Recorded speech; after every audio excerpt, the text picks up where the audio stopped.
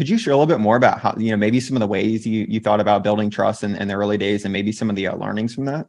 In the early days, you got to build stuff. And even though you don't have a lot of issues necessarily, but eventually you get scale, then you have issues. So I remember the first time someone robbed somebody on OfferUp. Like we were going to get pitchforks and lanterns. We were going to go to their house. I'm like, okay, this is crazy. And so we very quickly, I felt pretty good. Like we put enough in this space, and then we were on our heels because we started scaling so fast. And again, to be clear, like it's very rare anything ever happens on OfferUp, but sometimes they do. I mean, if you look at the scale that we're at, like you don't have any major city in the US without some kind of crime, no matter how much you police it. And so we've done a whole bunch of things. Number one, we started doing things at the time of posting. So we look at items and pictures, and we do some image recognition. There's a lot of AI stuff we do and machine learning under the hood to figure out like, okay, what is getting posted? Like what is in this photo? So you name it, I've seen it. Body parts, drugs, weapons, you name it. I've seen all of it. And, eventually you just train models. So initially when we were scaling, we didn't have time. We had to go build the models. So luckily I had a old business partner of mine in India. I called him. I said, I need people. I just need you to manually curate stuff right now, 24/7, because we can't keep up. So in the early days, we would literally divide the team up per hour of the day. And we say, you guys have to curate. That's all we had to do until we had a solution. Then we started putting bodies offshore as we built out our own solution. So that was what we did.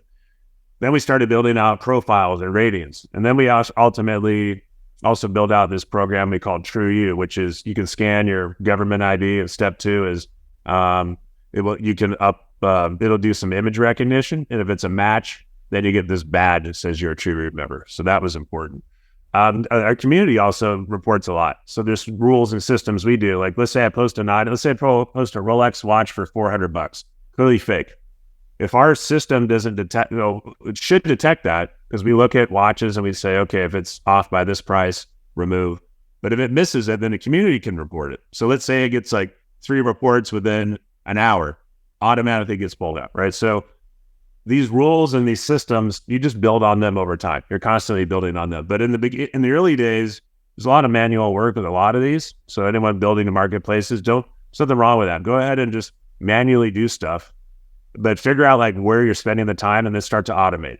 And then fix that and start to automate. Like you have to think about that as a long slog, and there's not like one size fits all. And always going to try to go around the process. Always. And we have third parties now. Like we're very sophisticated when it comes to, I'd say trust and safety locally. We've trained 5,000 police officers around the country how to use OfferUp.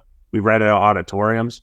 I went down to police stations and met people, which was awesome because we've always heard from them like no one's ever done this before. Craigslist never came here. eBay never came here. You're the first company to actually spend time in doing this. So we do spend a lot of time on trust, and we're never going to be perfect, but I think we're pretty good.